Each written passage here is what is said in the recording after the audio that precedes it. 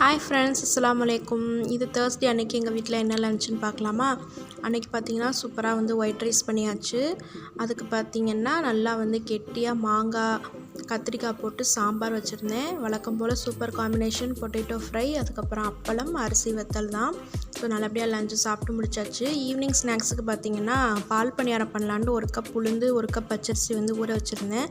So அதை நல்லா உப்பு போட்டு நல்லா கெட்டியாக இந்த மாதிரி அரைச்சி வச்சுக்கணும்.